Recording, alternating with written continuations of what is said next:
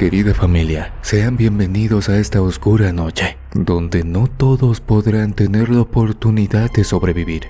Y digo esto porque lo que van a escuchar a continuación es la muestra de que de la nada, de un momento a otro, todo se puede terminar.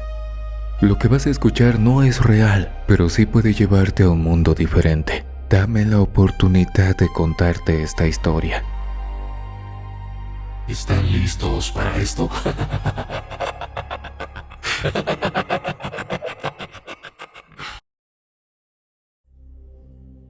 Aquel martes, el mundo todavía funcionaba. Las calles estaban llenas, la televisión hablaba de escándalos y el sol quemaba. Pero a las 4 de la tarde, una voz anónima gritó desde un altavoz. Cierren las puertas, no salgan, los muertos se están levantando. Todos pensamos que era broma, todos, excepto los que ya estaban sangrando.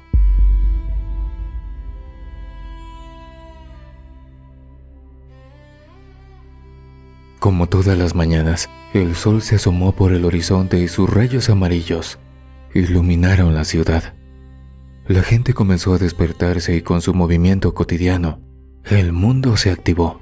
Las madres levantaron a sus hijos para llevarlos a la escuela y los negocios subieron las cortinas para comenzar a recibir clientes.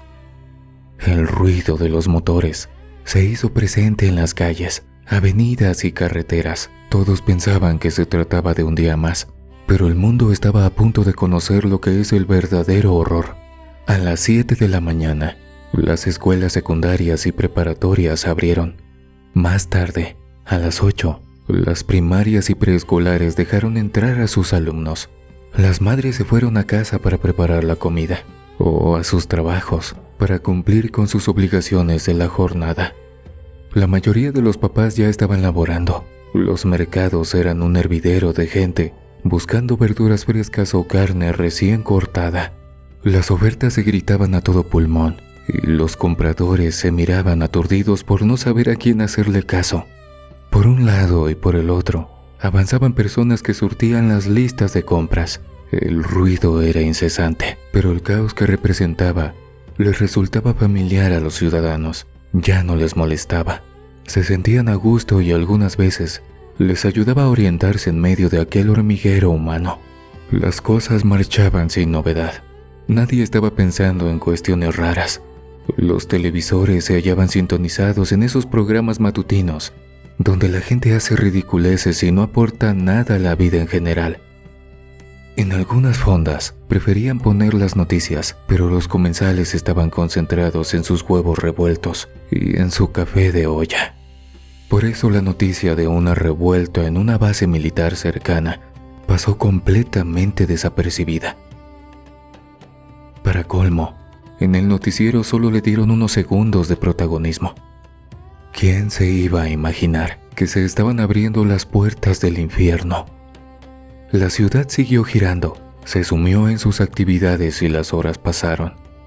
Al llegar el mediodía, los chicos salieron del colegio.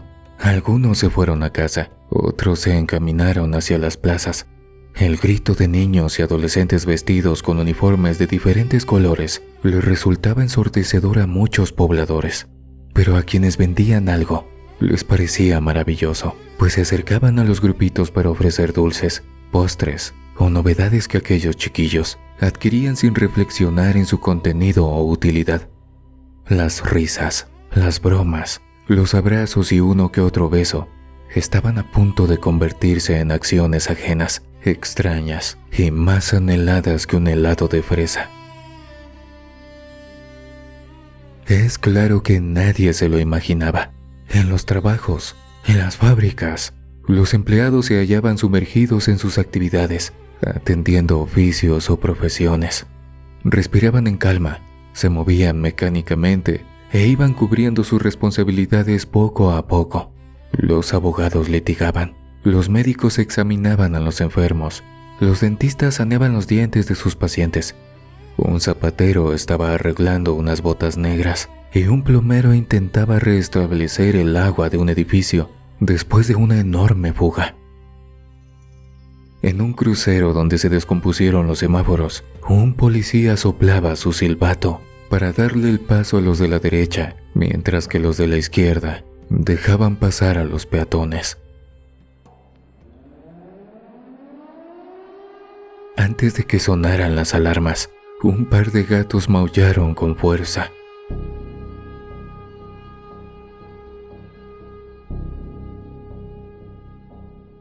A la 1:45, los altavoces donde se notificaban diversos peligros locales se activaron. El ruido sorprendió a los habitantes, pues no sabían por qué oían aquel sonido en ese momento. Algunos se miraban entre sí, esperando que su compañero o alguien cercano les explicara lo que sucedía. Otros corrieron hacia los puntos seguros, esos donde si la tierra se sacude, nada les caería encima. El resto se quedó inmóvil, esperando una explicación que nunca llegó. Las alarmas estuvieron sonando durante casi 10 minutos. La ciudad entró en pánico. Se paralizó. Pero luego hubo alguien que consideró que se trató de un error en la base de operaciones. Por supuesto, ¿qué otra explicación había? A pesar de la inquietud, muchos optaron por reanudar sus labores. Siguieron con sus cosas, continuaron atendiendo sus pendientes. Los psicólogos retomaron las terapias y los contadores volvieron a meter la cabeza en sus computadoras para analizar los ingresos y egresos de sus jefes. En las oficinas gubernamentales se empezaron a hacer llamadas urgentes. En todas preguntaban qué pasó, pero nadie sabía nada porque la emergencia continuaba dentro de la base militar antes mencionada. En la radio se habló sobre los altavoces descompuestos. No obstante, los locutores señalaban que no estaban seguros de lo ocurrido. También le pedían a las personas que se mantuvieran atentas y esperaran las indicaciones oficiales. De momento recomendaban buscar la famosa mochila con sus documentos personales, botiquín de primeros auxilios, agua, pilas, una linterna, un radio pequeño y cualquier cosa que aumentara sus posibilidades de supervivencia en caso de una catástrofe. Cerca de las 4, los altavoces volvieron a sonar. No era el aviso de un movimiento terrestre, sino un grito desesperado, emitido por alguien que no se identificó. ¡Corran! ¡Escóndanse! Cierren bien las puertas y no salgan por ningún motivo. Los muertos se están levantando. Sin lograr interpretar el aviso, los ciudadanos se miraron y esperaron. Los minutos se fueron, y aunque el altavoz emitía una inquietante estática, la comunicación no se volvió a activar. El que intentó alertar a la población fue mordido, y su cuerpo, colmado de lo que le contagiaron, se preparó para salir de las instalaciones en cuanto tuviera la oportunidad. De momento, los pocos soldados que repelían los ataques iban cayendo como moscas y engordaban las filas de sus rivales.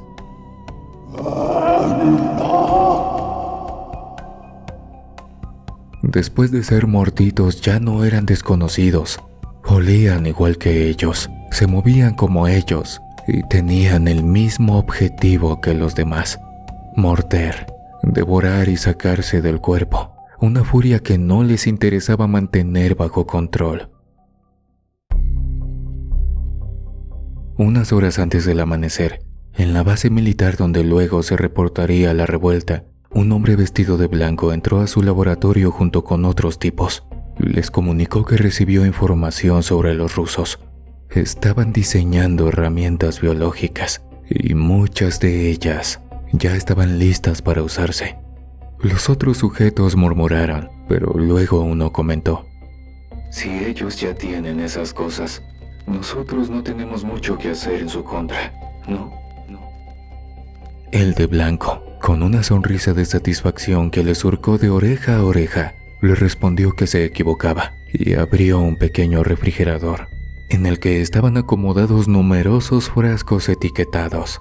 Después de su dramático acto, reveló que ellos también habían estado jugando con la biología y que ahora tenían varias cepas listas para meter en proyectiles pequeños o grandes. Solo era cosa de que los rusos o cualquier otra nación se atreviera a ponérseles enfrente o a portarse más atrevidos de lo que deberían. Concluyó diciendo que, de momento, eso era información clasificada, pero que estaba moviendo sus influencias para difundirlo a nivel público.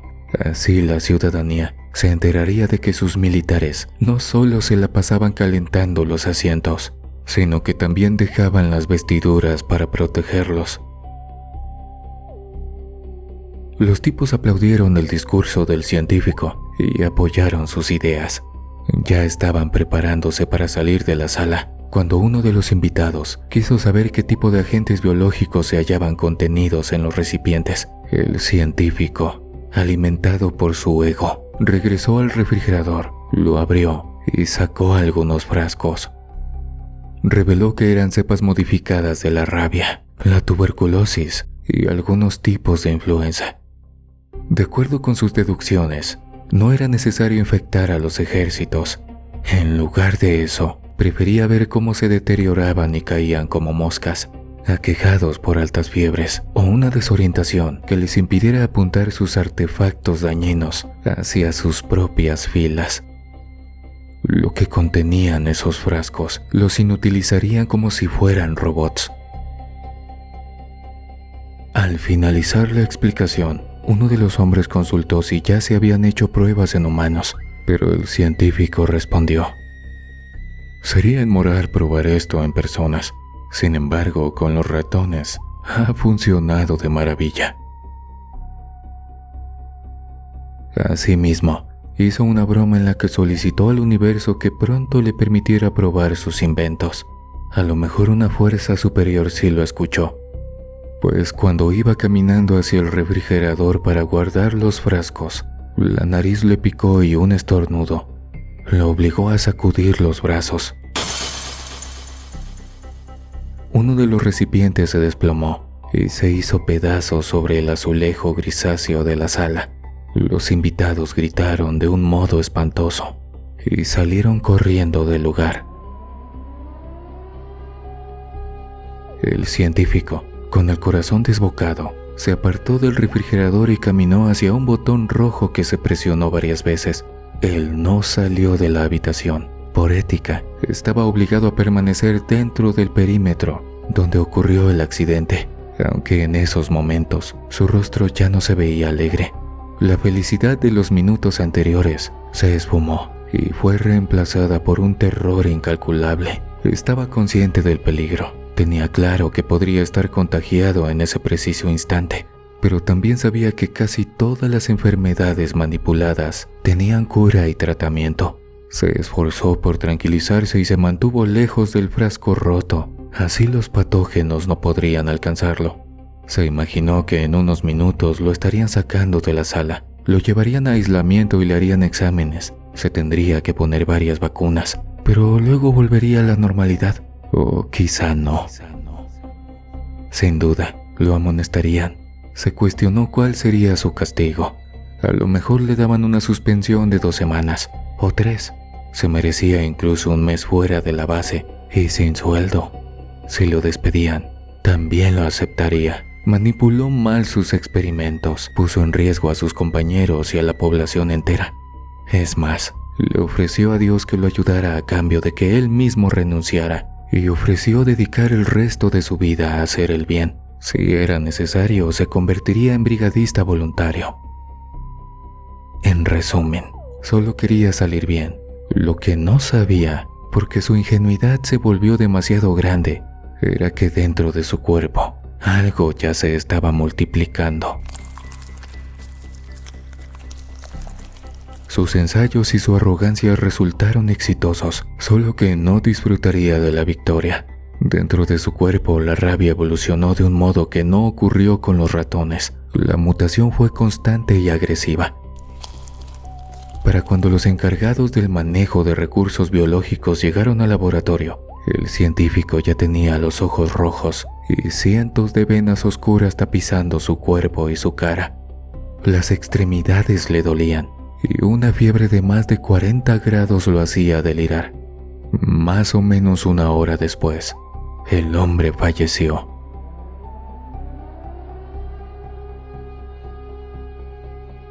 Lamentablemente, no se quedó en el suelo. Sus restos mortales se levantaron.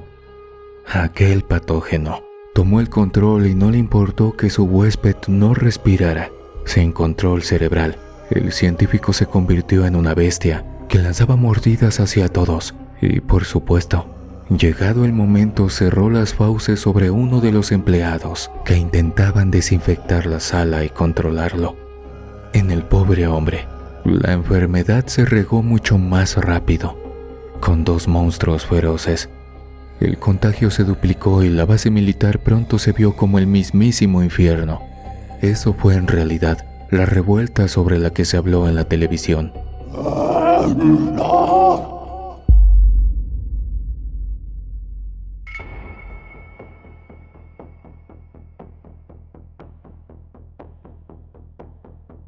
Si bien los militares intentaron contener la situación y utilizaron sus herramientas, aunque el enemigo tuviera la cara de sus camaradas, hubo una cosa que no les permitió ganar. Aquellos que eran mordidos parecían perder la vida, pero minutos después se retorcían y se levantaban. Ya no eran los mismos. Los militares disciplinados y entrenados actuaban como simios enfurecidos. Lanzaban mordidas por todos lados y perseguían al que se les cruzara enfrente. Por un rato los cadetes no entendieron las circunstancias, apretaban el gatillo en contra de sus compañeros y no se detenían. Les costó comprender que algo que ya no está vivo era más difícil de detener, pues no siente ni sufre. Ante esa ignorancia, casi toda la base cayó. Ninguna formación militar les sirvió cuando el miedo se les metió en el pecho. Sin embargo, era imposible no asustarse. Casi todos los elementos reclutados empezaron a gruñir y a correr sin rumbo. Algunos iban con el rostro lleno de hendiduras por las que se les veía el hueso. A otros les colgaban los ojos o la lengua. Y unos más, los que tuvieron menos suerte, se movían a tropezones porque llevaban los intestinos de fuera. En algún momento alguien activó la alarma de emergencias, mas no envió ningún aviso. De las últimas personas que quedaban, otra volvió a pulsar el botón de auxilio y trató de evitar que la población corriera con la misma suerte.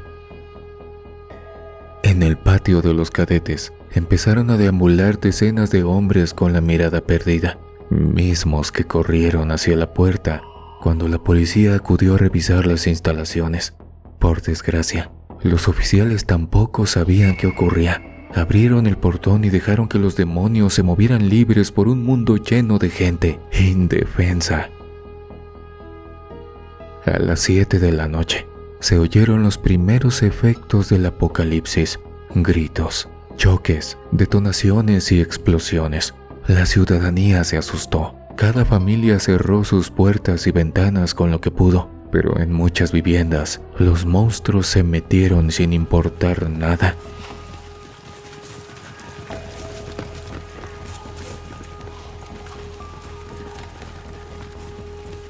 El horror llenó la noche. Los pobladores intentaban defenderse o huir. Sin embargo, no eran rivales para aquellos fallecidos animados por un patógeno antinatural. Pronto iniciaron los incendios y la noche se pintó con un macabro resplandor anaranjado. Las llamas del Averno también se salieron, y quienes no terminaban infectados perdían la vida quemados. Los teléfonos colapsados, la policía, los bomberos y protección civil tuvo que salir a ver qué podía hacer, mas no fueron capaces de lograr nada. En menos de 1 hora, los policías estaban integrados a las filas de difuntos y eran ellos quienes se movían por la calle, buscando a otros vivos para arrancarles la cara de un mordisco. El asfalto, a pesar de ser de noche, se veía cubierto con manchas rojizas y brillantes. Ninguna persona quería decirlo, pero la mañana que inició sin mayor novedad, ahora se sentía lejana e irreal. En los hogares las mujeres lloraban y abrazaban a sus hijos. En la boca de cada madre bailaba una plegaria silenciosa para que las bestias no derribaran su puerta ni se metieran a hacerles daño. Se lo imploraban a Dios de forma constante. Los ciudadanos entendieron que se trataba de una infección y que se transmitía por las mordidas, pero lo que les resultaba incomprensible era que a los monstruos no les latiera el corazón y pudieran caminar después de recibir varios proyectiles. Conforme pasaron las horas, el ambiente se puso peor. El viento arrastraba la ceniza de los incendios. Los gritos y el escándalo se calmaron ya entrada la madrugada, pero en su lugar quedó un murmullo causado por una muchedumbre que caminaba sin rumbo. Con los ojos rojos, la boca abierta y la ropa manchada de rojo, los vivos permanecieron ocultos, aterrorizados y en silencio. En el fondo de sus corazones tenían la esperanza de que alguien llegara a salvarlos. La mayoría imaginaba que en cualquier momento aparecería el ejército a fin de poner orden. No obstante, salió el sol y nadie llegó. Conforme transcurrieron las horas, más evidente fue el caos, pero también el dolor y la tristeza. Los habitantes encerrados en sus casas se asomaban por alguna rendija y veían a sus vecinos buscándolos. Con la luz del sol, las mordidas de los infectados lucían peor. Resultaba grotesco contemplar sus quijadas caídas y el balanceo de sus lenguas. A algunos les arrancaron la garganta y en el agujero burbujeaba el elixir rojo que antes recorría sus venas y les permitía existir. Esa mañana, nadie se preocupó por el trabajo o la escuela. Los infectados solo querían encontrar a alguien vivo para descargar en él su energía siniestra, para morderle el cuello y tragarse un bocado de su carne. Los supervivientes de la jornada nocturna anhelaban que el episodio terminara. Los deberes quedaron a un lado.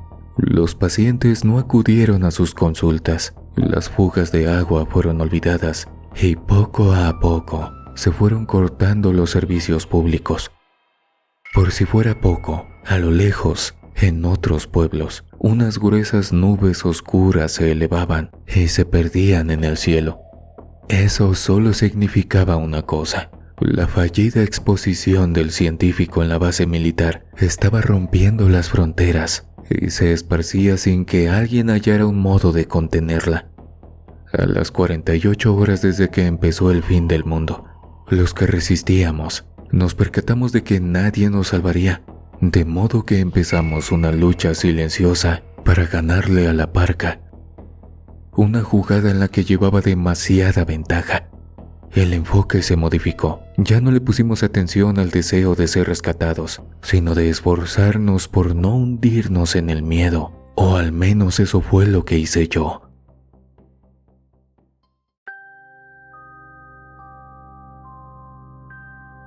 Cuando mi padre conoció a mamá, supo que no la podía dejar ir.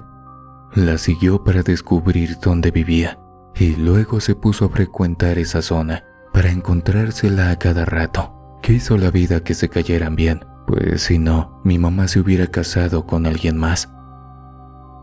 Una vez convertidos en marido y mujer, mi padre le echó muchas ganas. Entró a trabajar en una obra y ahí hizo dos cosas.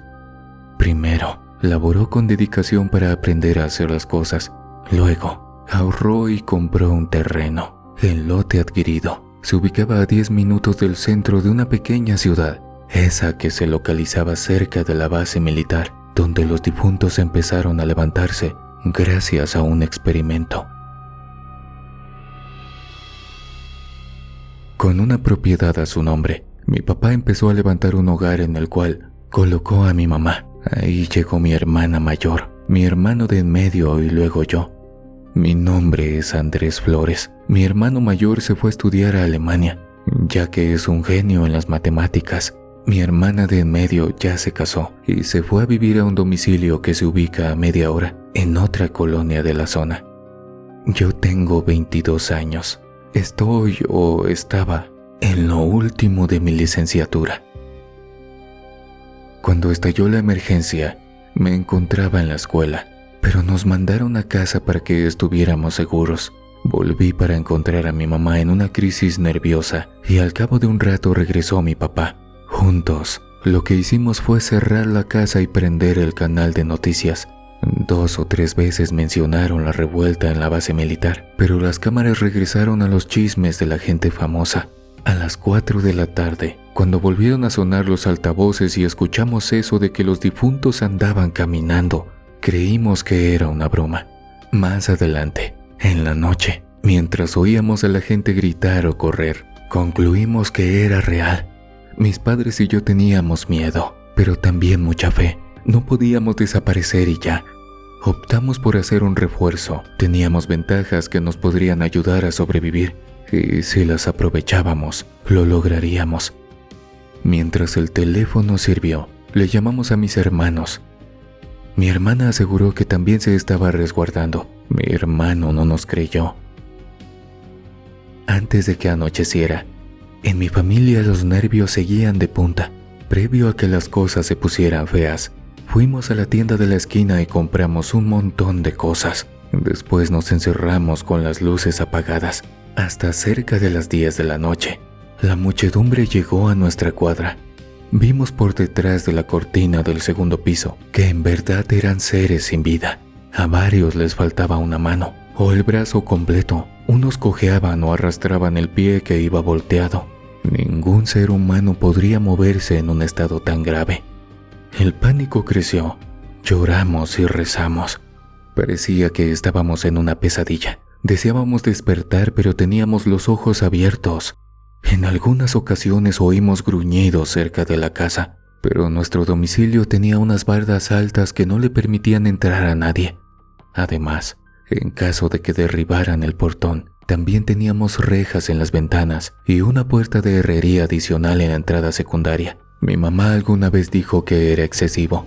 Sin embargo, cuando decían que andaban asaltando las casas, esas protecciones nos permitían dormir en paz. Ante el infernal panorama, parecía que Dios nos preparó de manera inconsciente para enfrentar la situación más espantosa de la historia.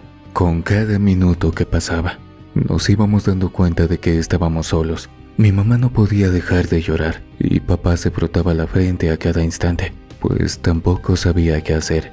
Había ratos en los que me subía a la segunda planta y me quedaba mirando a la calle. Allá afuera, los infectados seguían caminando. A algunos se les empezaron a poner los ojos blancos, signo inequívoco de que sus cuerpos no poseían una vida normal. Me causaba repulsión ver sus órganos colgados por falta de sus extremidades. Esas para mí eran visiones tan espantosas que ni el diablo más maligno hubiera podido diseñarlas. En la colonia ya no había luz eléctrica ni agua corriente, pero sí teníamos un radio de pilas que encendíamos con el volumen más bajo. Así nos enteramos de que todo comenzó en la base militar y que algunos valientes intentaron irse a otros lugares, aunque regresaron de inmediato, pues el resto de pueblos corrió con la misma suerte que nosotros. La persona que transmitía se llamaba Roberto y consideraba que los difuntos ya estaban por todos lados. Era cuestión de tiempo para que llegaran a cada rincón del planeta. Lo dejamos de escuchar porque empezó a hablar de una forma muy depresiva. Sin duda, su mente colapsó ante el sombrío escenario. Nosotros no queríamos llegar a eso. Pensábamos que podíamos lograrlo, así que racionamos los alimentos que teníamos y nos obligamos a mantenernos cuerdos. Para el tercer día, mi madre se percató de que el ambiente olía muy mal. La podredumbre de los cuerpos que caminaban estaba siguiendo su curso. Las células no recibían el oxígeno que necesitaban y los tejidos comenzaban a deteriorarse. El ejército de los muertos era letal, pero tenía un tiempo límite.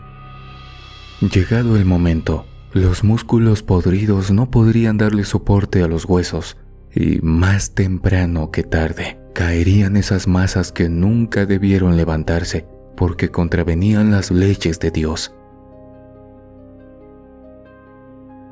Estamos en la recta final de esta gran historia. Déjame en la cajita de comentarios qué te parecen este tipo de relatos. No olvides suscribirte y déjame tu pulgar arriba. ¿Sabes cuál es el verdadero final del mundo? No es el fuego ni la sangre, es quedarte solo, encerrado, escuchando los pasos de tus seres queridos que ya no son ellos, y saber que te queda poco tiempo antes de convertirte en uno más. No nos quedó de otra, nos tragamos el llanto y nos alimentamos del miedo. Cuando nos quedamos sin comida, empezamos a considerar la posibilidad de cazar animales para sobrevivir, sobre todo pájaros, aunque debíamos evitar unos de color negro, parecidos a los cuervos, pues las parvadas de aquellas criaturas volaban sobre los difuntos, se comían los gusanos que les caminaban encima y esperaban con paciencia que se pudrieran cada vez más. Cabía la posibilidad de que nos transmitieran la enfermedad y sería ridículo resistir tanto para terminar así. Nuestra única obligación era aguantar, pero no llevábamos ni una semana y nuestra situación se veía muy mal. Los alimentos eran escasos y el agua potable también se estaba agotando. Cuando nos asomamos a la calle, había ratos en los que ningún fallecido se encontraba cerca. Sin embargo, a menudo salía uno u otro y nos recordaba que la emergencia seguía vigente. No supimos qué pasó con nuestros vecinos. Cuando no veíamos enemigos cerca, nos asomábamos por las bardas y en todas esas ocasiones, los domicilios cercanos lucían silenciosos y vacíos. Por más que mis padres y yo alargamos los víveres con los que contábamos, a los 10 días ya no tuvimos que comer. Por eso mi papá hizo una resortera y se puso a cuidar a las aves. Al principio no era muy bueno, pero con el hambre fue mejorando. Entre los animalejos negros andaban algunos pichones y palomas que se acercaron cuando mi mamá puso hojuelas de avena en el patio. Una vez que las tuvimos entre las manos, mi mamá lavó cada pieza, les echó vinagre y sal, las dejó marinar un rato y luego las cocinó con el gas que todavía nos quedaba. Nos sentamos a la mesa con miedo, pero también con resignación. Estábamos al borde. Si aquellas palomas llevaban esa cosa, al menos quedaríamos juntos en nuestro propio hogar. Comimos carne después de varios días y rezamos para que no nos hiciera daño. No nos pasó nada. Lo malo fue que el agua se nos agotó y el cielo no se dignó a derramar ni una lágrima sobre nosotros. La tienda de la esquina donde nos abastecíamos al principio estaba a escasos 50 metros. Por eso decidimos salir mi papá y yo. Mi padre rompería los candados de la cortina metálica. La subiríamos y agarraríamos lo necesario. Luego volveríamos a casa. Solo debíamos esperar a que la calle estuviera sola. Y últimamente eso pasaba más seguido. Visualizamos el plan hasta que nos sentimos seguros. Y lo pusimos en marcha una tarde a las 7, cuando el sol ya dibujaba algunas sombras en el territorio. Salir a la calle fue extraño. Se sintió tan tenebroso que me temblaron las piernas. Caminar sobre el asfalto salpicado con líquido rojizo y negruzco me dio escalofríos. Fue una sorpresa llegar a la tienda y ver que no tenía candados. Subimos la cortina con cuidado. La dejamos un poco abierta. Luego nos metimos. La tienda estaba a oscuras. La dueña vendió bastantes cosas, pero sobraba mucha mercancía. Empezamos a meter latas en nuestras mochilas. El crujido de los empaques y el chasquido de las botellas nos puso los pelos de punta. La maniobra fue rápida. Llenamos las bolsas, nos quedamos escuchando y salimos. En cuanto estuvimos afuera, bajamos la cortina por completo para que los monstruos no se metieran y nos giramos para correr hacia la seguridad de nuestra casa. En ese instante, un grito gutural se oyó detrás de nosotros y varios le contestaron desde enfrente. Era el lenguaje de los muertos. La gritería se volvió ensordecedora. Mi mamá estaba parada en la puerta. Le vi desde lejos los ojos tan abiertos y aterrorizados. Ella tenía miedo de que nos atraparan las bestias que salieron atrás de nosotros. A mí me daba pánico que no me diera cuenta de que una mujer con el torso descubierto se le acercaba cada vez más y más. Mi papá le gritó: «¡Métete!». Por desgracia, ella no hizo nada. Se quedó inmóvil. Fue una presa fácil. Los dientes de la difunta se cerraron sobre su brazo. Un aullido espantoso salió de la garganta de mi papá y luego todo pasó muy rápido. Llegamos a la puerta. Yo me metí sin perder tiempo. Mi padre empujó a la infectada, jaló a mi mamá y cerró la puerta. Pocos segundos después, se oyeron unos poderosos impactos en el portón, pero ya no pudieron hacer nada. En el interior, mi mamá no apartaba la mirada de la mordida que tenía en la mano derecha. Mi papá caminaba de un lado a otro dándose palmadas en la cabeza. Sabíamos lo que ocurría. Mi madre se levantó y caminó hacia la salida, dispuesta a alejarse para no ponernos en riesgo. Sin embargo, ¿cómo podríamos aceptar algo así? Éramos familia. No teníamos nada más por lo cual seguir adelante. 40 minutos pasaron antes de que a mi mamá se le pusieran los ojos rojos. A los 60 minutos, su cuerpo mostraba una red de venas oscuras. Mientras estuvo lúcida, intentó darnos recomendaciones para no pasarla tan mal. Le explicó a papá cómo cocinar las aves y a mí me dijo que cuando conociera a una buena muchacha, me casara con ella. Al anochecer, con una fiebre altísima, mi querida madre salió de la casa y se sentó en la banqueta. Un rato más adelante, la vimos de pie caminando sin rumbo. Ya no era ella.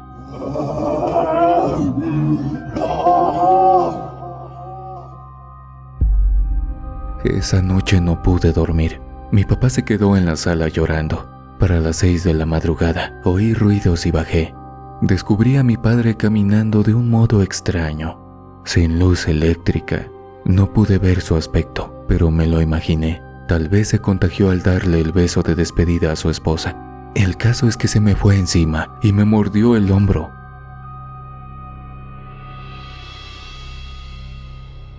Por más que lo intentamos, al final la catástrofe nos alcanzó. En cuanto comprendí la situación, empujé a la criatura que se parecía al hombre que me engendró y me encerré en mi cuarto. No sé para qué, tal vez para que no me mordiera más. Dentro de mi habitación fui consciente de lo que estaba pasando. Mi deceso inminente se acercaba y quise como último acto dejar por escrito este relato para que si alguien resiste hasta que esas cosas desaparezcan, sepa con detalle cómo se fue al demonio el planeta entero y de cómo ver pude claramente a los difuntos que caminan.